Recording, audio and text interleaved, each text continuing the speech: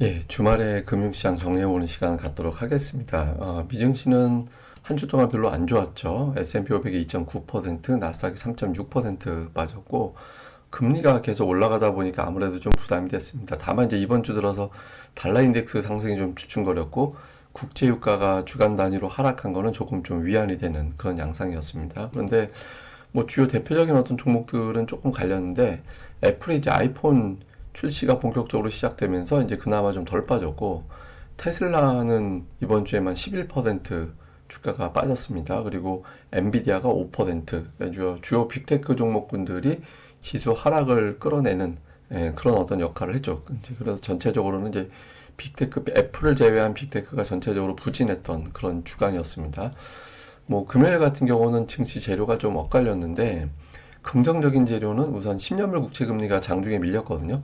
4.5%까지 갔다가 이제 4.4% 중반 이하로 내려왔고, 그 애플이 아이폰 판매 돌입하면서 이제 반등했다라는 점도 역시 또 지수에는 긍정적인 영향을 줬죠. 그리고 국제유가가 4주 만에 뭐 소폭이긴 하지만 어쨌든 빠졌거든요. 그러니까 주간 단위로, 주간 단위로 좀 보면 빠졌고, 그리고 오늘 특히 그러니까 미국에서 반도체주들이 많이 올랐습니다. 그러니까 급등한 것까지는 아니지만 그 반도체 종목들이 대거 다 상승을 했고, 필라델피아 반도체 지수는 플러스가 났거든요. 그래서 이런 점은 이제 긍정적인데, 다만 이제 막판에 시장이 좀 밀려버린 게 연준 인사들의 좀 매파적인 발언이 있었고, 그다음에 정부 셧다운이 좀 현실이 될 것 같다. 이거 사실 뭐 정부 셧다운 된다라고 해서 주식시장이 꼭 빠지는 건 아닌데, 어쨌든 시기적으로 안 좋을 때 저런 게 좀 겹친 거잖아요. 그리고 자동차사와 파업, 그리고 테슬라 문제, 테슬라가 이제 중국에서 판매가 부진하다.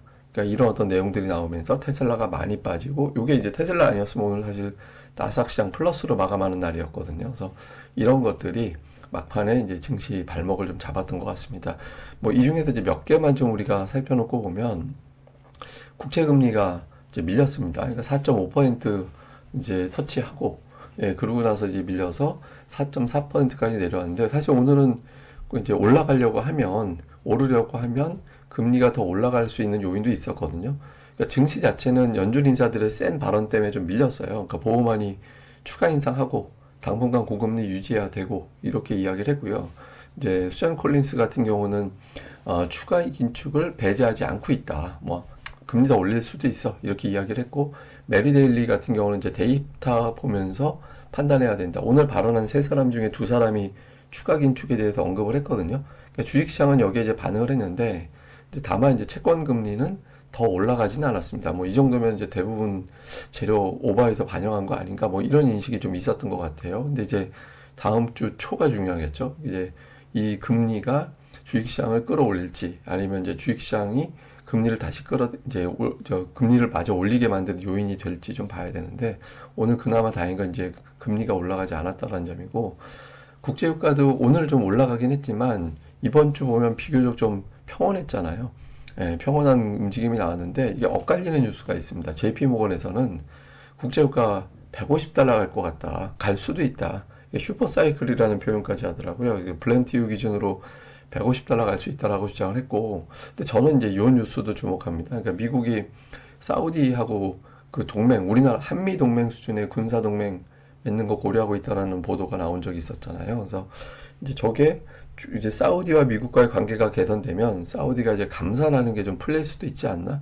그러니까 이런 어떤 판단들을 투자들이 하고 있거든요. 그래서 저 뉴스 나온 다음에 유가 상승세가 조금 주춤거리는, 물론 이제 금리 영향도 있고 저 뉴스도 있고, 그래서 이제 조금 국제유가가 주춤하고 있거든요. 그래서 요게 이제 다음 주에 어떻게 어느 쪽으로 쏠리는지, JP 모건의 주장, 다음에 이런 정세적인 문제 어느 쪽으로 쏠리는지 이제 좀 중요한 시점에 이른 것 같습니다. 뭐 종목으로는 애플이 장중에 조금 더 힘있게 밀고 올라가다가 이제 밀렸는데, 그래도 어쨌든 플러스로 끝났습니다. 아이폰 판매량이 생각보다 괜찮은 것 같다. 이런 분석. 다음에 이제 또 그 엔비디아 주가는 오늘 플러스가 나는데, 이거 9월 들어서 주가 보세요. 계속 내려갔잖아요. 일단 8월 저점 부근에서 쌍바닥 형태를 만드는 건가? 그러니까 이런 어떤 기대를 갖게는 하죠. 근데 이게 1.45%가 9월 들어서 제일 많이 올라간 거예요. 8월 29일에 이렇게 올라갔을 때 빼놓고는 제일, 이제 그 뒤로 제일 많이 올라간 거거든요. 근데 잘 보시면 뭐 똘똘하게 이틀 연속 올라간 적은 없어서, 이제 엔비디아가 이틀 연속 상승하면 추세가 바뀐 거 이렇게 이제 또 기대가 되겠죠. 좀 되게 중요한 자리입니다. 근데 테슬라는 또 되게 많이 빠졌습니다. 테슬라가 좀 많이 빠졌는데 이후로는 중국에서 판매량이 저조하다. 그러니까 8, 9, 7, 8월에 그때 주간으로 한 13,000대씩 팔렸대요. 그런데 지금 9,000대로 줄었다고 하거든요. 9월 들어서. 이게 시티그룹 분석입니다. 그렇게 돼서 이게 단가를 내렸는데 더 덜 팔리면 문제가 되는 거잖아요. 그래서 좀 그래서 테슬라가 좀 많이 빠졌고 또 캐시우드가 또 전 투매까지는 아닌데 어쨌든 뭐 주식을 좀 매도했다더라 이런 내용들이 겹치면서 좀 빠졌죠. 그래서 제가 항상 셋 중에 두 개가 올라가는 조합이 돼야 된다라고 말씀을 드리는데 두 개는 조금 올라가고 하나는 너무 빠져서 요거는 조금 어정쩡한 그런 모습을 좀 보였던 것 같습니다. 그다음에 시장에 대한 어떤 전망은 계속 엇갈리는데 이게 이제 뭐냐면 이 파란색 선은 그 월가의 분석가들이 전망하는 이제 연말 미증시 그 종가 그 예상치예요. 예상치고 이 하얀색 선은 이제 S&P 500 지수인데 이게 올해 들어서 되게 보수적으로 봤다가 작년도는 너무 좋게 봤다가 이제 계속 하향을 하는 꼴이 됐고 올해는 되게 보수적으로 봤다가 조금씩 특히 이제 그 여름 되면서부터는 전망치를 높이고 있었거든요. 근데 지금 전망치보다 내려왔어요, 지수가. 예, 전망치보다 지금 내려온 건 2분기 이후에 처음이었거든요. 그래서 그만큼 지금 시장이 안 좋다라는 거를 보여주는 거다. 이렇게 되면 다시 또 전망치가 내려가면서 그게 지수를 끌어내릴 수도 있다. 그러니까 이런 어떤 평가도 좀 있고 반대로 이제 올라갈 거야. 이런 주장도 있는 게 이 데트리 이 사람 되게 유명한 사람이죠. 그러니까 사실은 제가 막 이런저런 자료들 되게 많이 만들잖아요. 뭐 이제 엑셀 파일로 만들어서 보여드리고 막 이렇게 하는데 이 사람이 좀 그런 캐릭터거든요. 그래서 좀 저도 이제 이 사람 자료 많이 보는데 8, 9월에 1% 이상 하락한 경우, 8, 9월에 1% 이상 하락한 경우에 10월은 오른다.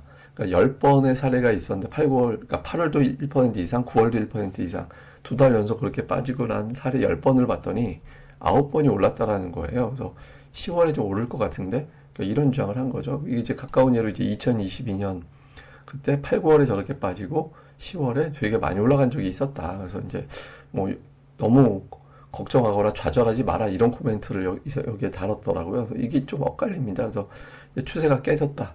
한쪽에서는 요번에 넘기면 이제 10월에는 올라간다. 이렇게 좀 갈려서 투자자들이 어떤 매수도 아니고 매도도 아니고 좀 어정쩡한 그런 스탠스를 좀 보이게 된 것도 같습니다.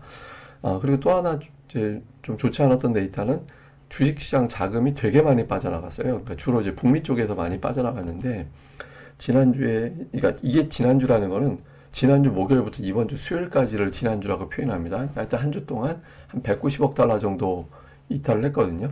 EPFR 기준으로 이거는 이제 리포 기준으로 보면 자금 이탈한 규모는 더 줄어드는데 어쨌든 EPFR 기준으로는 한 190억 달러 이게 이제 그 고금 FMC 회의 앞두고 좀 긴장감이 있었던 것 같고 금리가 올라가면서 여기에 대한 좀 부담이 있었던 것 같아요. 그래서 주식시장의 자금이 좀 빠져나가서 저렇게 세게 나가다 보니까 뭐 어쩔 수 없이 좀 현금을 채워야 되는 그런 상황이 만들어진 게 이번 주 약세도 이유가 아니었나 이렇게 이제 보고 있습니다.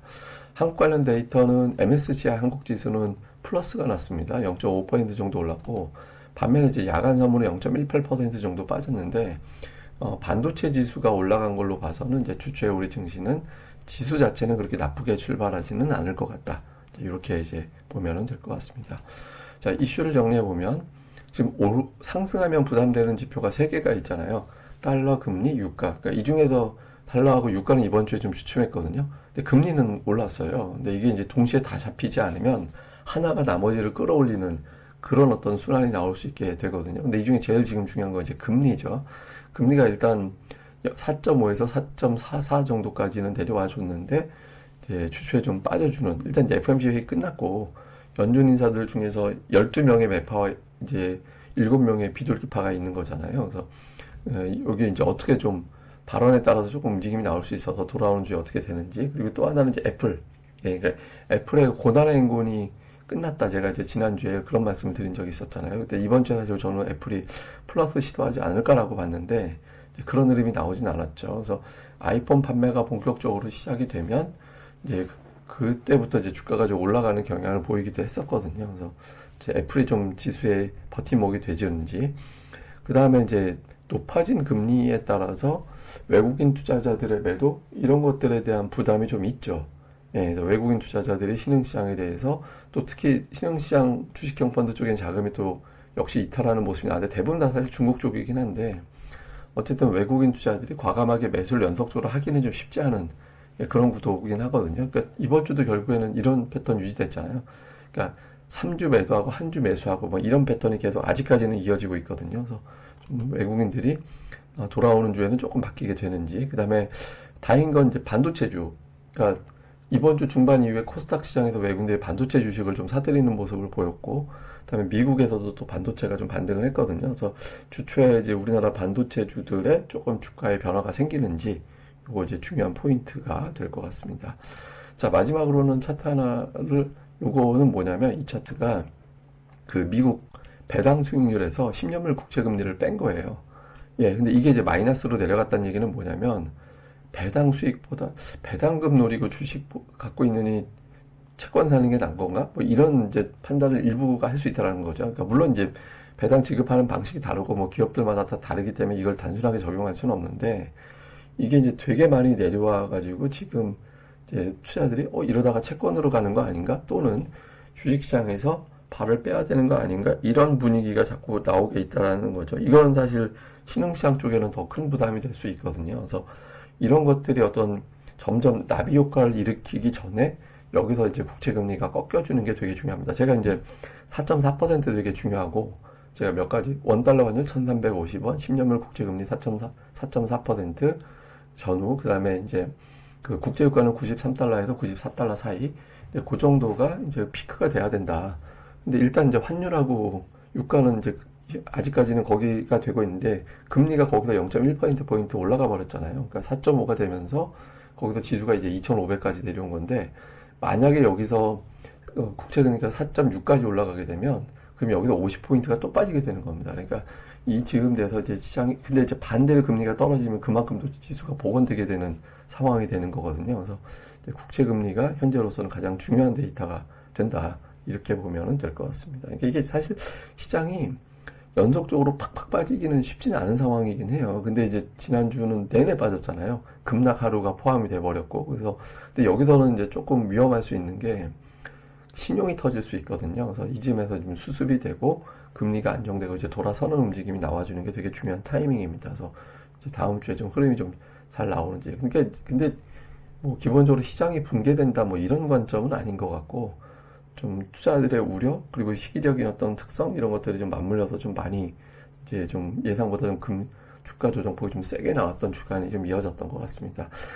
다음 주에는 좀 반등을 기대하면서 뭐 재료 나오면 나오는 대로 또 설명을 드리도록 하겠습니다. 예, 기운들 내시고요. 저는 또 주말에 다른 방송으로 뵙도록 하겠습니다. 감사합니다. 그리고 이 방송 좋아요와 알고리즘에 노출될 수 있도록 구독하기, 좋아요 꼭 부탁드립니다. 감사합니다.